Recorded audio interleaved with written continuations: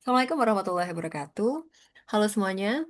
Di video ini kita akan belajar bersama bagaimana menganalisis karya sastra atau mengimplementasikan teori-teori sastra yang sudah teman-teman pelajari dan dibahas di kelas untuk membedah sebuah karya sastra.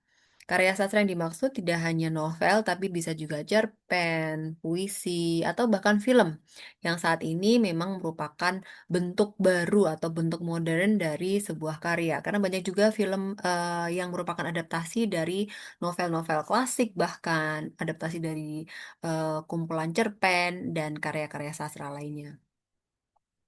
Nah, ini adalah salah satu contoh artikel jurnal yang eh, membahas tentang archetypal shift. Kenapa artikel jurnal? Karena salah satu kontribusi kita sebagai orang sastra untuk mempublikasikan pemikiran-pemikiran kita, hasil analisis kita adalah dengan menuliskan artikel.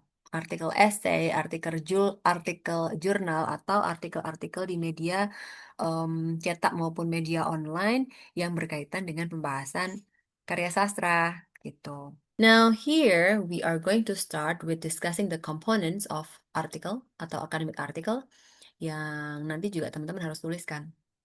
So, pertama di halaman awal pastinya ada judul, kemudian nama, institusi, email, kemudian abstrak. Abstrak ini berisi tentang keseluruhan dari isi artikel, mulai dari latar belakang, kemudian objek yang dikaji apa, lalu teori yang dipakai apa, lalu temuannya apa, hingga kesimpulan. Secara ringkas saja, biasanya abstrak itu tidak boleh lebih dari 200 atau 300 kata.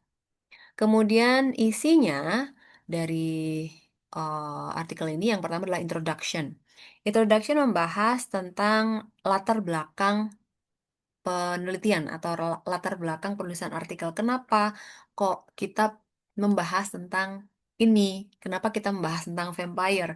Atau kita membahas tentang archetypal shift dalam cerita vampire ini gitu. Misalnya, oh karena cerita tentang vampire itu sudah muncul sejak berabad-abad lalu, hingga kini pun cerita itu masih banyak digemari misalnya. Kemudian di introduction juga harus disampaikan secara ringkas saja teori yang akan dipakai. Oh, teori yang dipakai misalnya di sini adalah Carl Jung's archetype. Kemudian juga disampaikan apa yang menjadi pembeda antara artikel ini dan artikel sebelumnya yang sudah pernah membahas tentang vampire atau sudah pernah membahas tentang objek-objek ini secara terpisah barangkali ya. Atau sudah pernah membahas tentang teori archetype. Jadi bedanya sehingga kita tidak mengulang apa yang sudah dilakukan orang lain gitu. Setelah introduction ada literature review. Nah, di sini membahas lebih detail teori yang teman-teman pakai. Jadi kalau memakai teori archetype, ya berarti yang dimunculkan di sini adalah apa itu archetype, siapa awalnya, mungkin archetype dari mana, barangkali bisa dibahas dulu di awal tentang collective unconscious. Kemudian archetype-nya, terus khususnya archetype apa. Kalau memang teman-teman membahas keempat archetype, main archetype, the shadow, persona, anima animus, dan the self, ya berarti keempatnya dimunculkan di sini.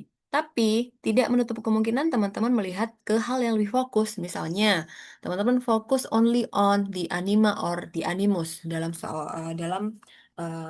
karakter utama misalkan. Nah, berarti yang dimunculkan adalah anima dan animus dengan penjelasan yang lebih rinci. Selanjutnya adalah research method. Nah, di sini dijelaskan teman-teman akan eh cara teman-teman menganalisis nanti akan seperti apa gitu. Datanya berupa apa? Apakah berupa eh wawancara atau berupa documentation atau berupa apa gitu. Lalu cara mengambil datanya seperti apa? Terus menganalisis, mengkoneksikan antara teori dan em, objeknya nanti akan seperti apa itu dituangkan di sini di research method. Selanjutnya adalah finding and discussion. Nah, di sini yang dibahas adalah temuan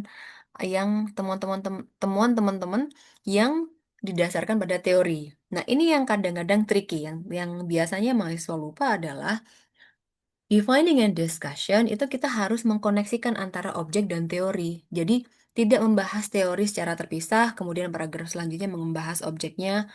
It's not like that, tapi Setelah membahas teori, kita langsung konekkan dengan em, objeknya. Kenapa kok ada archetype tertentu di dalam karakter Edward Cullen misalnya gitu.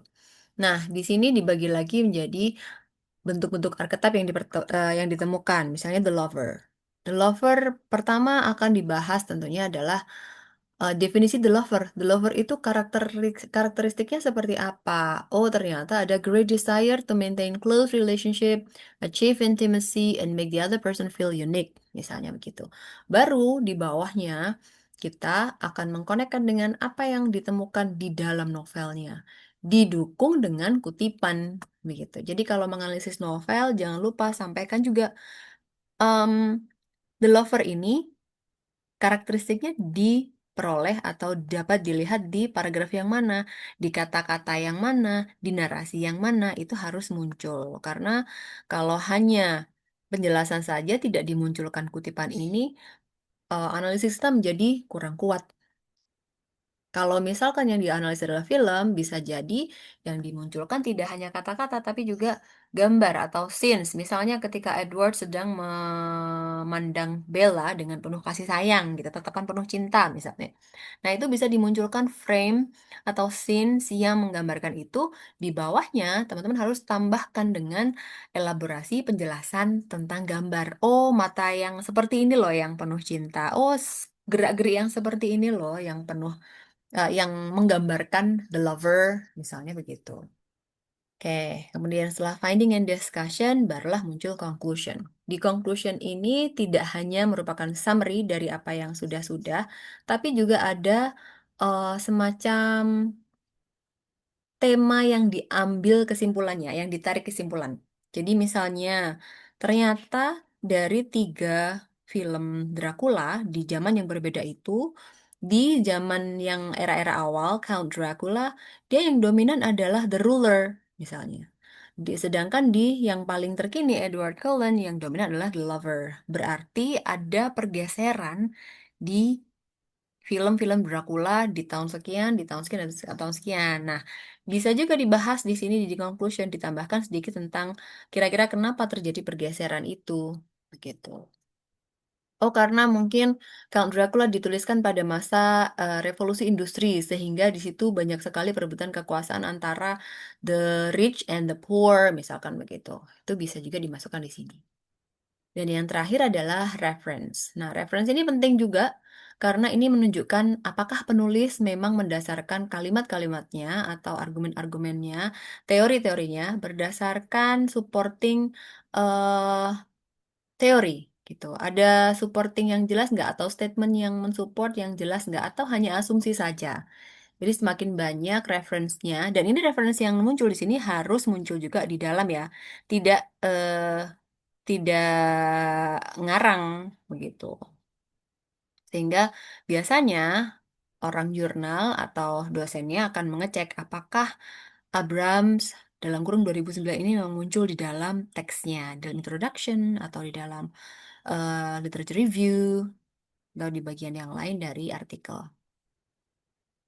Oke, nah acuan atau template dari sebuah artikel ini bisa teman-teman pakai untuk menuliskan final project atau ketika teman-teman memang akan menuliskan artikel jurnal dan coba dikirim ke jurnal yang sudah ada. Dan beberapa tugas dari mata kuliah ini nantinya tidak hanya artikel, tapi yang untuk berlatih adalah bentuknya berupa esai. Esai yang lebih sederhana dari artikel jurnal. Esai biasanya tidak perlu mencantumkan metode secara rinci, jadi nanti template-nya akan berbeda, tergantung dari pertemuan dan tergantung dari template yang saya berikan nanti ya. Oke, demikian